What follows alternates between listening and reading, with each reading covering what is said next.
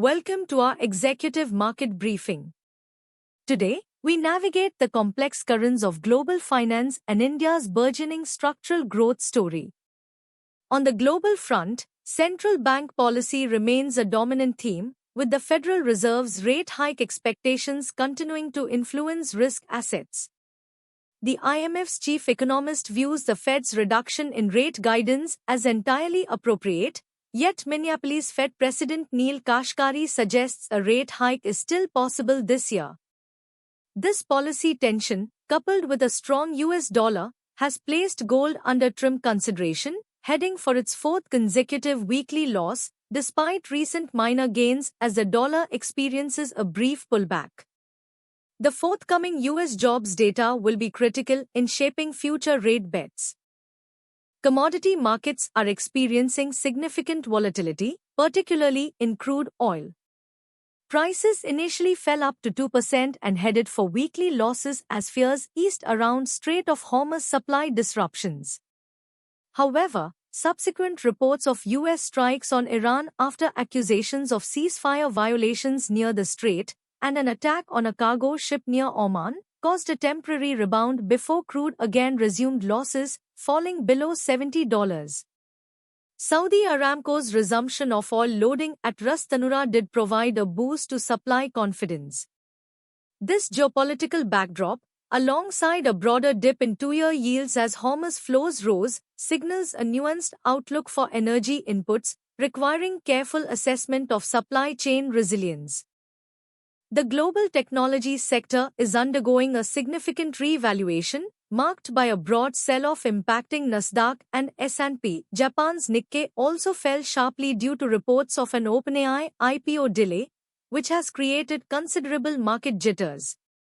This AI rout has exposed Wall Street's substantial speculation machine, prompting a trim consideration for positions heavily concentrated in high-valuation tech names. Despite this, Microsoft faces pressure, yet analysts remain largely bullish, indicating an underlying confidence in its long-term structural positioning. Similarly, while Oracle saw its worst week since the dot-com bust due to AI financing concerns, the fundamental demand for AI infrastructure remains robust. OpenAI's strategic shift, including poaching Uber India's chief to lead its biggest market outside the US, suggests a focus on broader market penetration despite IPO delays. Within the AI narrative, specific components are showing immense structural demand. Micron is actively redefining the future of AI memory, positioning itself for a potential breakout watch as demand for specialized computing architectures intensifies. Experts like Nitin Dongre reinforce that AI and semiconductors remain the most compelling global investment themes today. Meanwhile, companies like Anthropic are seeing their Mythos AI model allowed for release to certain entities, and China's Zhipu is rapidly closing the gap with top US AI models. The recent confirmation of SpaceX joining the Nasdaq 100 highlights the ongoing integration of transformative technologies into core market indices, reflecting shifting sectoral leadership and innovative structural growth opportunities. In digital assets, the crypto market is experiencing a significant reality check. Bitcoin struggles under $60,000 amid persistent ETF withdrawals, signaling a period of trim consideration for speculative positions as investors reevaluate. Despite this, the conversation around digital assets continues, with queries around top performers like Bitcoin, Solana, or XRP in 2026. The CFTC is conducting an investigation into Polymarket, highlighting evolving regulatory scrutiny in this nascent yet rapidly expanding market. Conversely, Polymarket's annualized revenue surpassing $1 billion 6 weeks after its U.S. exchange launch points to the underlying demand for prediction markets and the potential for new structural finance models, a scenario for breakout watch in this specialized segment. Turning our attention to the Indian market, global headwinds have clearly left their imprint. Asian markets experienced a crash, prompting concerns for Dalal Street on Monday. Indeed, the weekly market wrap showed Nifty 50 and Sensex ending lower, with metal and IT indices falling 4% and Infosys leading losses. Chartist analysis suggest reclaiming critical levels like 24,500 to 24,600 may not be easy for Nifty 50 in the near term, positioning the broader market in a trim consideration phase after its strong run. Investors are closely watching West Asia developments, crude oil prices, monsoon performance, and FII flows for Monday's market prediction. Despite this, there's also the dividend alert for 6 Nifty 50 stocks going ex-dividend next week, a reminder of underlying value within the index. The Indian primary market remains a hub of activity. Cranex Ltd has secured BSE approval for a significant share issuance, while Baka Biolu listed ESOP shares on NSE, and Jyoti Resins and Adhesives approved direct listing on NSE. Diksha Polymers Ltd also continues to generate interest. The much-anticipated NSE IPO is poised to value the exchange at a staggering 5 lakh rupees crore, with law firms already advising on its public listing, creating a clear breakout watch for institutional participation. Furthermore, the Advait Jewels IPO allotment process is underway, indicating continued investor appetite for new listings.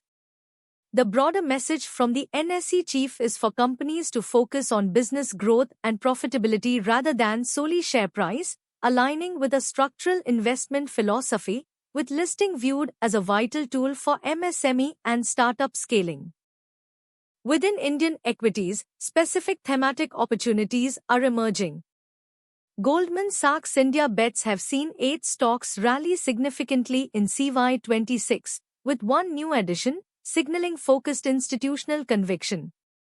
The small-cap segment has also presented concurrent gainers, with 10 small-cap stocks gaining for 5 consecutive days, warranting a breakout watch for those demonstrating sustained positive volatility.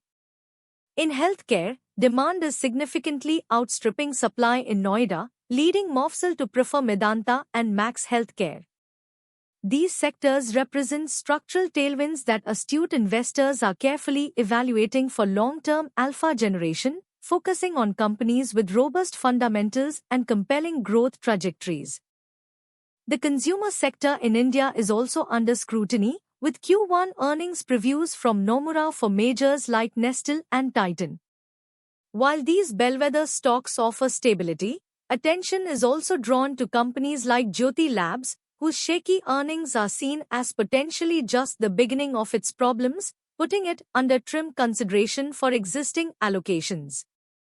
Meanwhile, in futures and options, experts are picking specific stocks for the next week, indicating granular opportunities within a largely range-bound Nifty.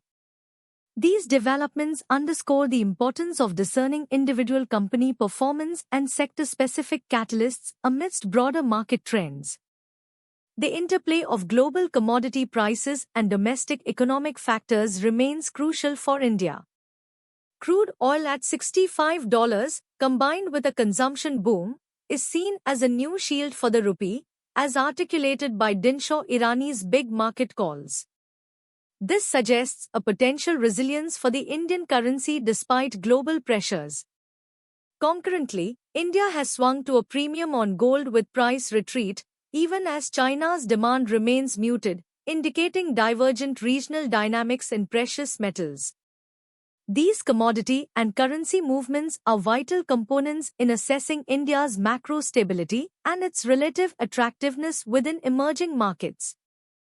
From an institutional investment philosophy perspective, timeless principles are gaining renewed emphasis. David Swenson's quote underscores that with a long time horizon, an equity bias makes sense as stocks tend to appreciate over the long run. Philip Fisher's Guide to Quality Stock Investing, focusing beyond valuations, also offers a foundational approach. The NSE CEO's call to focus on business fundamentals rather than just stock valuations aligns with this long-term structural view. Moreover, corporate bonds are emerging as a compelling alternative to fixed deposits, according to Nikhil Agrawal, offering diversified income streams. These insights collectively inform a robust framework for strategic capital allocation in a dynamic environment. Beyond core financial markets, broader geopolitical and economic shifts continue to shape the global landscape. China's ousting of 6 military lawmakers signals ongoing purges, while Venezuela grapples with a quake toll exceeding 900, attracting aid groups in a search and rescue frenzy. Africa CDC calls for more Ebola funding, and new H5 avian flu cases are detected in Australia, highlighting global public health challenges.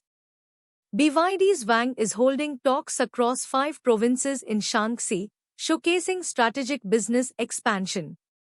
On the policy front, the Philippine government plans to raise its budget, and Bolivia moves to a flexible exchange rate system after 15 years, indicating shifts in national economic strategies. The USMCA trade deal's survival also remains a key focus for North American trade relations, all contributing to a complex mosaic for global macroeconomic assessments. In summary, the current market environment is characterized by a significant repricing in technology and digital assets, juxtaposed with persistent central bank policy uncertainty and evolving commodity dynamics. India stands out with its robust primary market activity and sector-specific structural growth drivers, albeit with watchful eyes on global spillovers. Our emphasis remains on institutional-grade risk assessment, identifying breakout watch opportunities in innovative sectors and high-growth Indian segments, while applying trim consideration to overextended positions or those facing negative thematic shifts. Strategic capital allocation, informed by both macro trends and fundamental analysis, will be paramount in navigating these complex, yet opportunity-rich, structural investment landscapes.